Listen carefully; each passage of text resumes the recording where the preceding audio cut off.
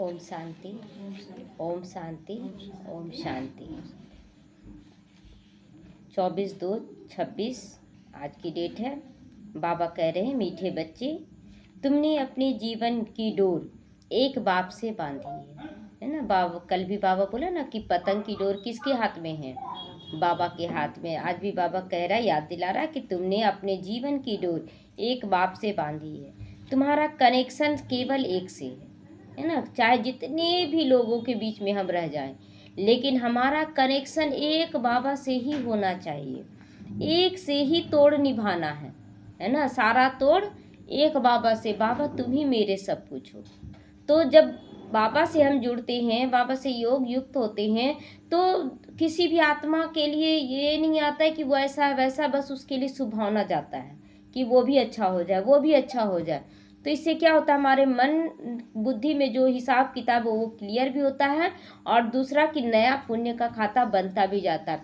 कब उस कलयुग से हम निकल जाएंगे, सतयुग में आ जाएंगे, पता भी नहीं पड़ रहा है। निकलते तो जा ही रहे हैं और सतयुग में भी पहुंच रहे हैं। बहुत ऐसा चीज़ है जो अब लगता है कि सतयुगी चीज़ हो रहा है। तो इसीलिए बाबा कहता तुम्हारा कनेक्शन एक से है, एक से ही तोड़ निभाना है।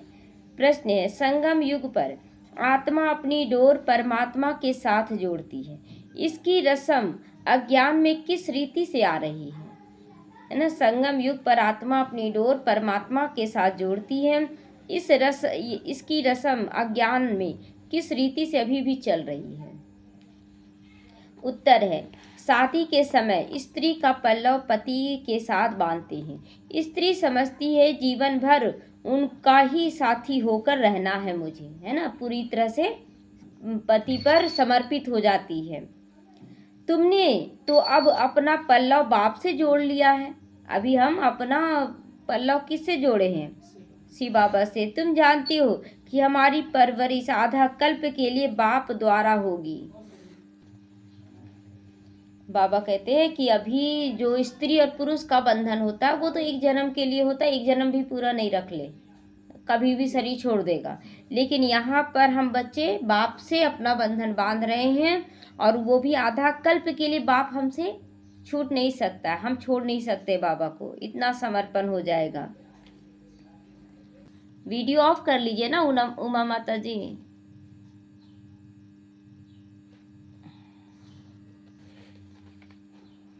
तो तुम जानते हो हम अपनी आत्मा की डोर परमात्मा के साथ बांधते हैं, तो हमें उनसे 21 जन्म सदा सुख का वर्षा मिलता है। एक जन्म हम बांधते हैं और 21 जन्म सुख का वर्षा, इतना है।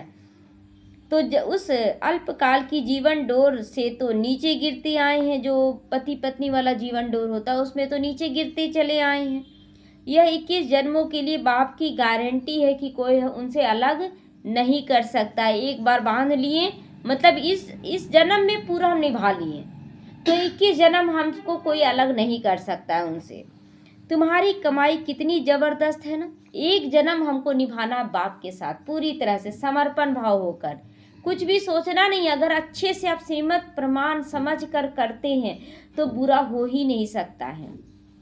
तो इसमें गफलत नहीं करनी चाहिए। माया गफलत कराती है। इन लक्ष्मी नारायण ने जरूर कोई से जीवन डोर बांधी जिससे 21 जन्मों का वर्षा मिला।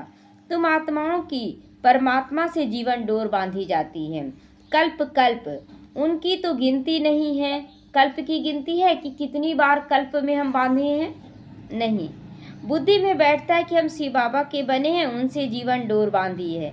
हर एक बात बाप बैठ समझाते हैं। तुम जानते हो कल्प पहले भी बांधी थी। अब शिव जयंती मनाते हैं, परंतु किसकी मनाते हैं पता ही नहीं, है ना। शिव जयंती तो मना रहे, पहचान नहीं है बाहर वालों को, लेकिन हम लोग तो पहचान करके मनाते हैं ना। तो शिव बाबा जो पतित पावन वह जरूर संगम पर ही आएगा। यह तुम जानती हो, दुनिया नहीं जानती। इसीलिए गाया हुआ है, कोटों में कोई ही पहचानेंगे बाबा को, सारे लोग नहीं पहचानेंगे। आदि सनातन देवी देवता धर्म तो प्राय लोप ही हो गया है। सब शास्त्र कहानियां आदि गढ़ते रहते हैं, लेकिन देवी देवता धर्म का लोप हो जाना कैसे पता चला?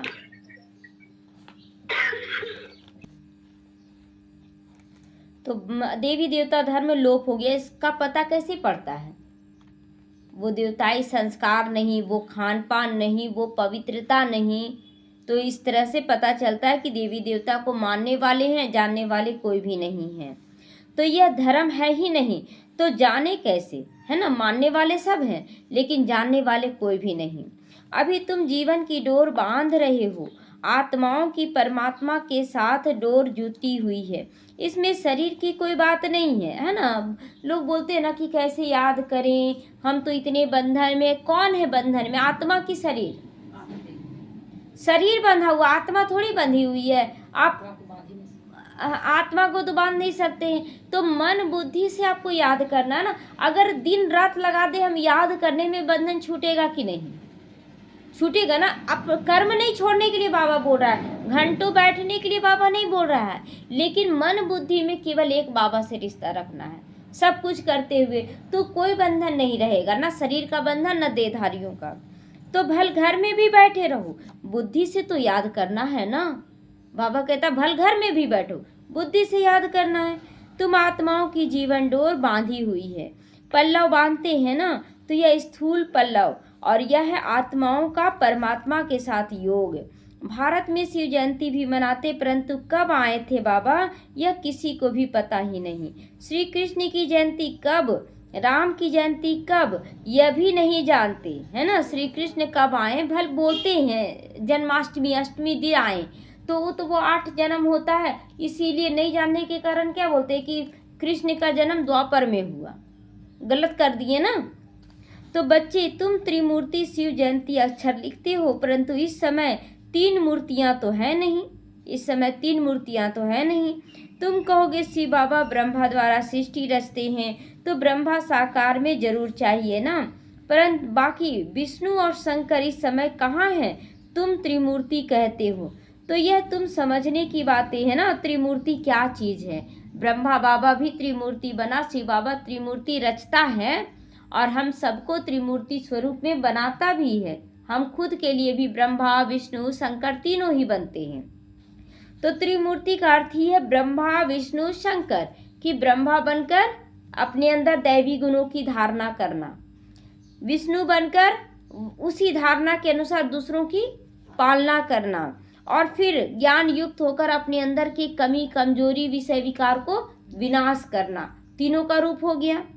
तो ब्रह्मा द्वारा स्थापना यह तो इस समय होती है, विष्णु द्वारा फिर सतयुग में पालना होगी। अभी जो जितनी आत्माओं को आप पालना देंगे, वो सारी आत्माएं फिर वहां पर भी आएंगी और पालना देने और लेने का पाठ शुरू हो जाएगा। तो विनाश का कार्य अंत में होना है, जो बाहरी विनाश है वो बाद में होगा, और अभी तो पहले अपने अंदर का विनाश करना है।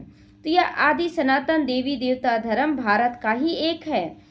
वह तो सब आते हैं धर्म स्थापन करने, तो हर एक जानता है कि धर्म स्थापन किया, और उसका संवत ये है फलाने टाइम पर फलाने धर्म में स्थापन किया। कोई भी धर्म का स्थापना हुआ तो उसके बारे में सारे लोगों को पता है कि कब आया, कौन आया, कैसे हुआ, सब कुछ पता है।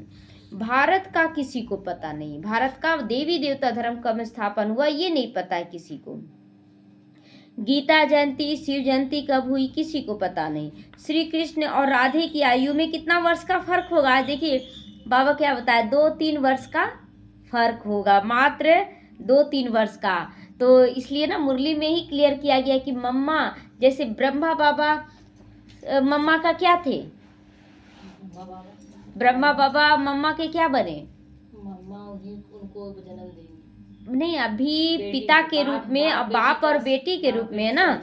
और जैसे ये बाप बनकर मम्मा की पालना किए, उसी तरह मम्मा भी माँ बनेगी, रिटर्न करेगी, और ब्रह्मा बाबा जो है वही कृष्ण के रूप में मम्मा के ही कोख से जन्म लेंगे, और उसके बाद 2-3 साल वो पालना करेंगी, उसके बाद वो शरीर छोड़ देंगी, और उसके बाद उनका जन्म होगा।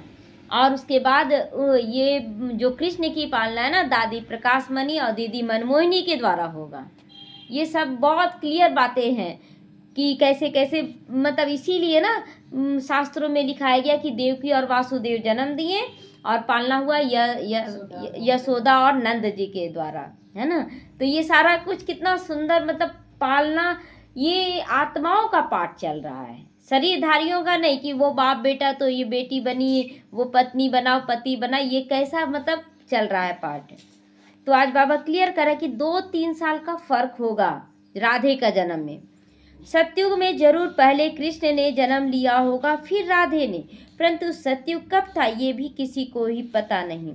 तुमको भी समझने में बहुत वर्ष लगे हैं, तो 2-3 वर्ष में कोई कहाँ तक समझेंगे।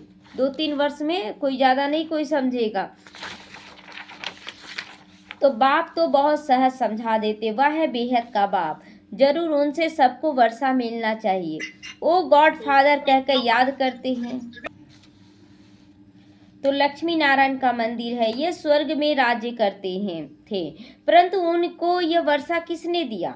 जरूर स्वर्ग के रचयिता ने दिया होगा ना। लक्ष्मी नारायण का आप देखेंगे मंदिरों में भी मूर्ति तो इतना सुंदर सजाया हुआ रहता है लक्ष्मी नारायण का, उतना सीताराम का नहीं रहता है सजाया हुआ, और बल्कि कृष्ण का भी उतना नहीं रहता जितना लक्ष्मी नारायण का रहता है, क्योंकि वो मालिक बन गए। उस समय से मालिक बना शुरू हो गया, लक्ष्मी नारायण का राजधानी शुरू हो गया, परंतु कब कैसे दिया गया ये कोई नहीं जानता है।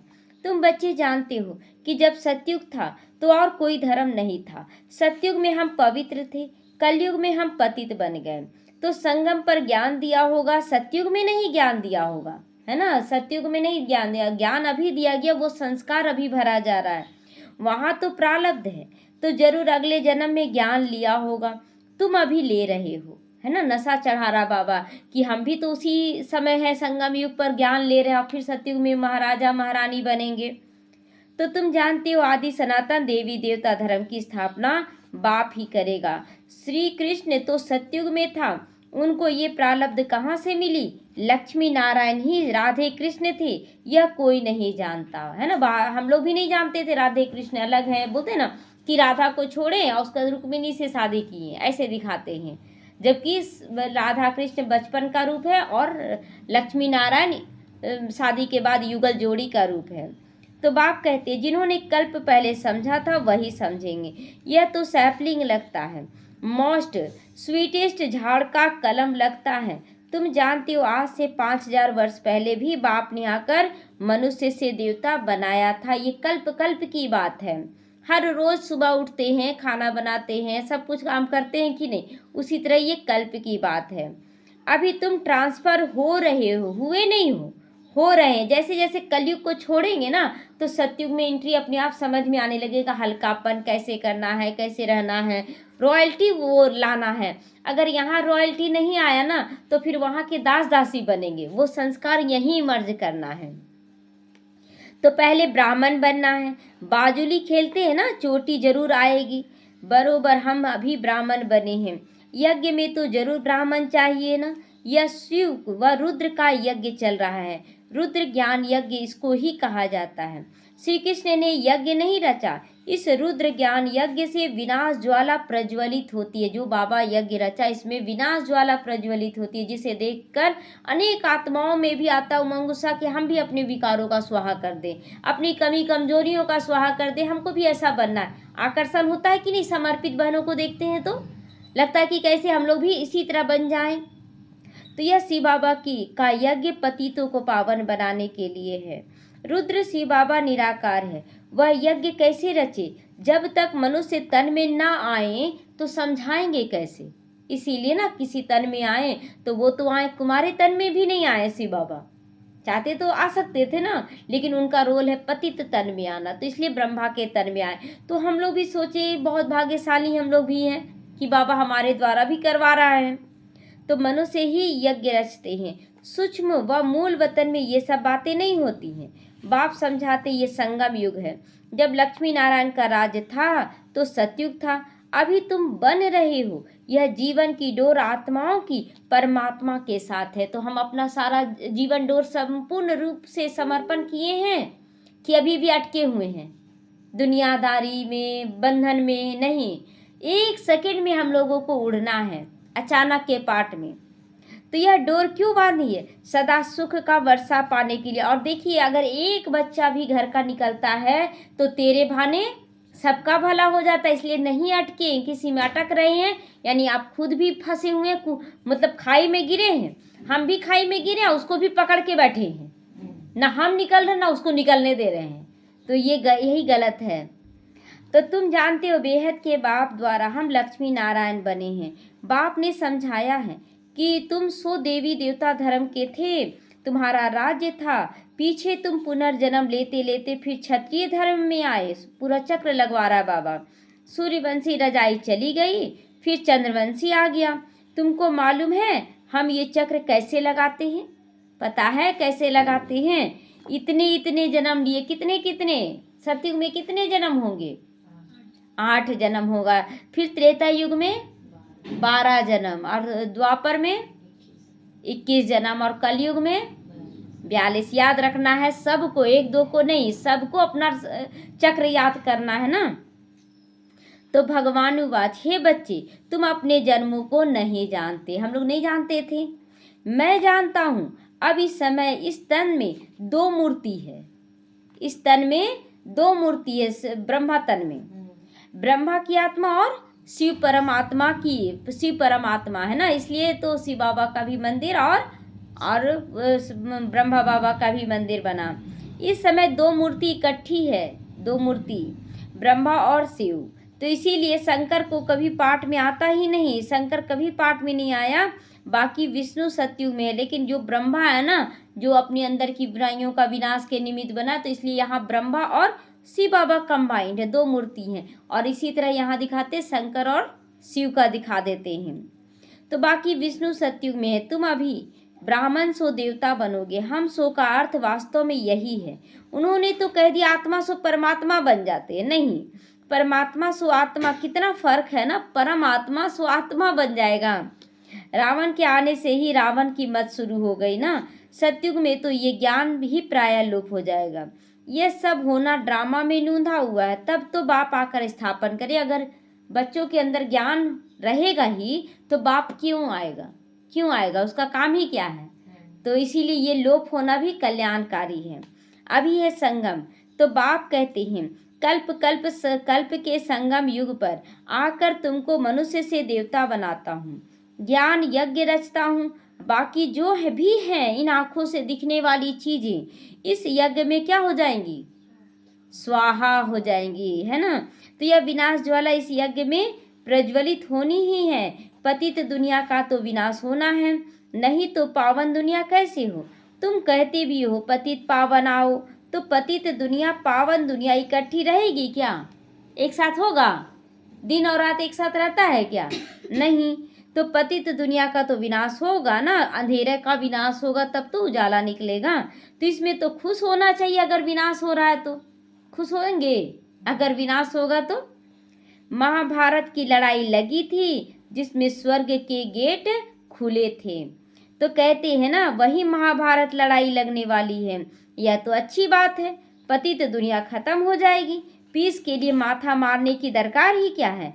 तुमको तो अब तीसरा नेत्र मिला है, वह कोई को नहीं मिला है। तुम बच्चों को तो खुश होना चाहिए कि हम बेहद के बाप से वर्षा ले रहे हैं। बाबा हमने अनेक बार आपसे वर्षा लिया है, रावण ने फिर श्राप दे दिया।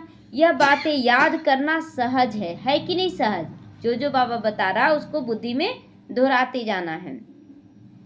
बाकी सब दंत कथाएं हैं, तुमको इतना साहूकार बनाया फिर गरीब क्यों बन गए?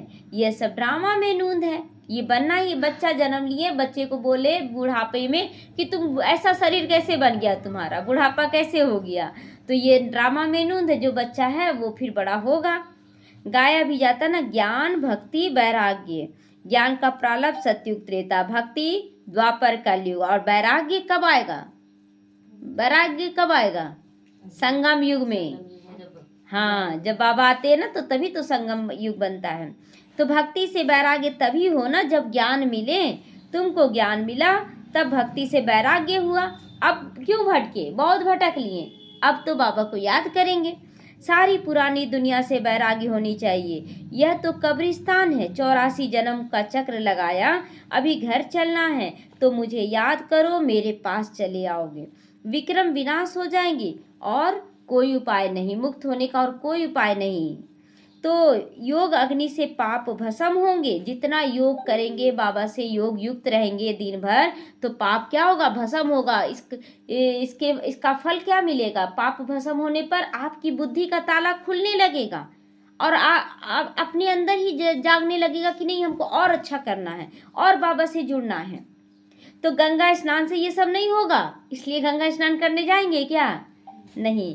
बाबा कहते माया ने तुमको फूल बना दिया। कौन सा फूल बनाए? बाबा भी फूल बनाता है और माया भी फूल बनाती है। तो बाबा कौन सा फूल बनाता है और माया कौन सा फूल बनाती है? मूर्ख बनाती है। हाँ, फूल मतलब मूर्ख होता है। तो माया क्या बनाती है? मूर्ख बनाती है। और बाबा फूल बनाता है, गुलगुल बनाता है। तो अप्रैल फूल कहते हैं ना, अप्रैल फूल बनाते हैं ना, मूर्ख बनाते हैं ना। अभी मैं तुमको लक्ष्मी नारायण जैसा फूल बनाने आया हूँ। तो चित्र तो बहुत अच्छे हैं। आज हम क्या, कल हम क्या होंगे। परंतु माया कम नहीं है। माया डोर बांधने नहीं देती, खींचातानी होती है। हम बाबा को याद करते हैं, फिर पता नहीं क्या होता है, भूल जाते हैं। इसमें मेहनत लगती है ना। मतलब आत्मा के स्वरूप में टिकना ही मुश्किल है, देभान में आ जाते हैं। इसीलिए भारत का प्राचीन योग मशहूर है। उन्हों को वर्षा किसने दिया, ये कोई समझते नहीं। बाबा कहते हैं, बच्चों मैं तुमको फिर से वर्षा देने आया हूँ। यह तो बाप का काम है। इस समय सब क्या बन गए हैं? नरकवासी बन गए हैं। तुम खुश हो रहे हो ना कि हम तो बन रहे हैं, स्वर्गवासी बनने जा रहे हैं। तो यहाँ कोई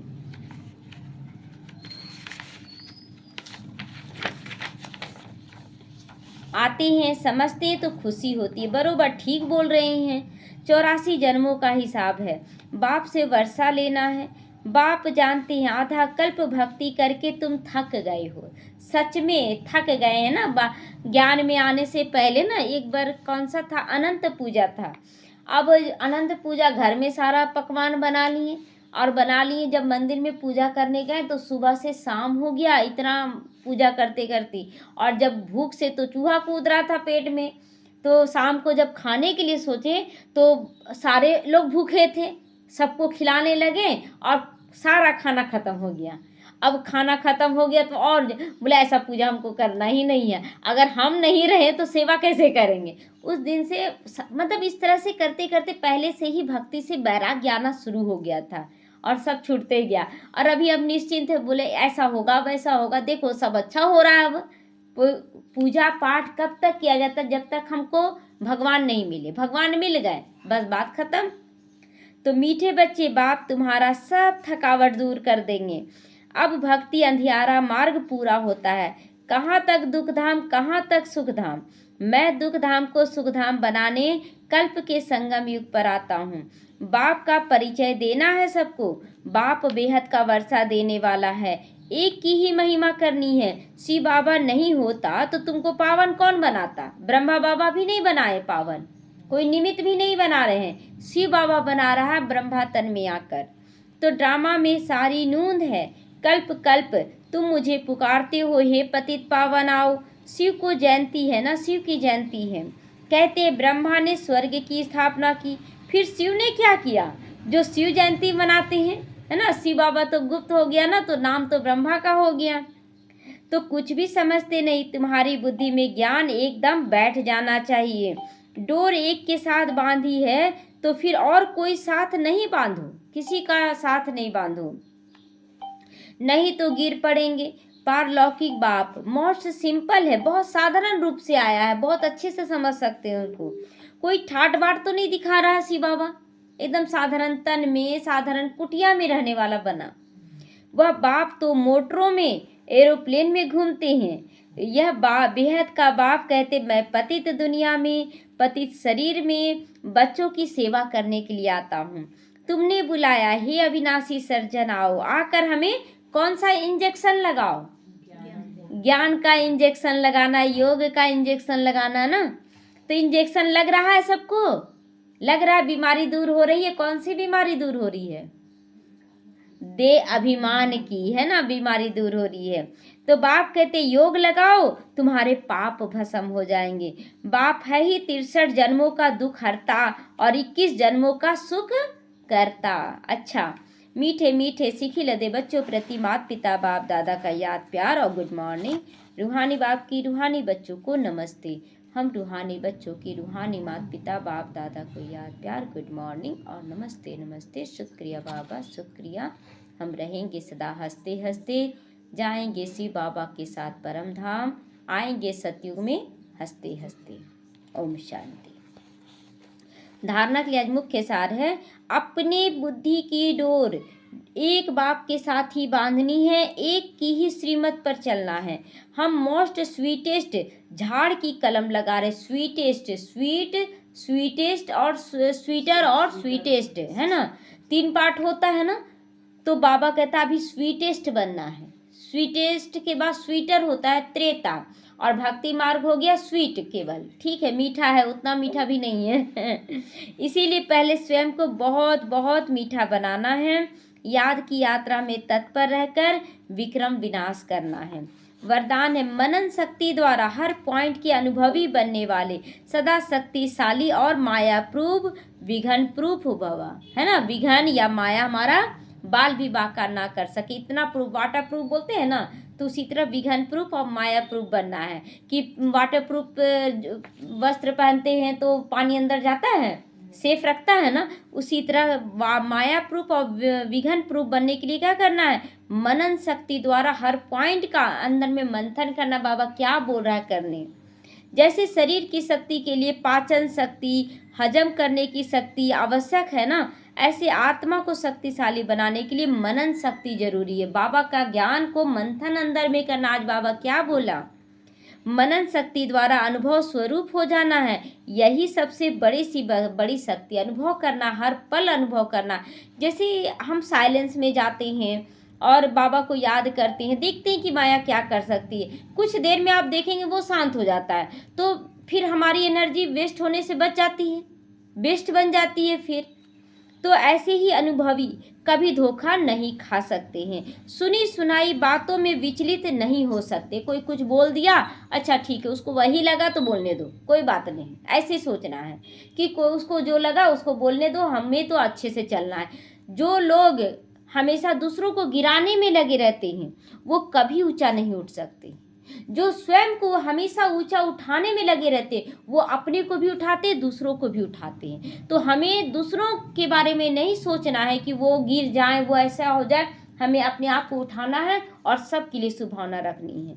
तो अनुभवी सदा संपन्न रहते हैं, यही है अनुभवी। वो कुछ बोल दिया, उसकी बातों को पकड़ कर बैठ गया, ऐसे क्यों किया, जा रहे पूछेंगे, अरे पूछने से तो मेरा समय श्वास संकल्प सब वेस्ट जाएगा, तो हम क्यों जाए पूछने, बोल दिया तो वह सदा शक्तिशाली माया प्रूफ विघन प्रूफ बन जाते हैं। स्लोगन है, खुशी का खजाना सदा साथ रहे, बाकी सब खजाने स्वतः ही आ जाएंगे। सदा खुश रहना, बाबा के साथ हैं हम। अव्यक्त इशारे, एकता और विश्वास की विशेषता द्वारा सफलता संपन्न बनो। सफलता संपन्न बनने के लिए साधारण कार्य में रहते हुए भी फरिश्तों की चाल और हाल हो, है ना। मतलब साधारण कर्म क्या है, जैसे घर में कुछ लोगों का भी भोजन बना रहे हैं, तो कुछ लोगों का, जैसे एक भी व्यक्ति का भोजन बना रहे हैं घर में, लेकिन सबसे पहले संकल्प करना किसके लिए हम भोजन बना रहे हैं, शिव बाबा के लिए। अभी आप देखेंगे एग्जाम्पल तो हमारे सामने ना, कि एक दाना भी कृष्ण स्वीकार किए तो पूरे ब्राह्मण परिवार का पेट भर गया था। तो यहाँ भी फिर संकल्प क्या करें, जब भी भोग लगाएं तो पूरे ब्राह्मण परिवार का पेट भर रहा, पूरे ब्राह्मण परिवार से पूरे विश्व की आत्माओं का पेट भर रहा। तो हमारा साधारण कर्म भी कैसे हो गया, असाधारण हो गया।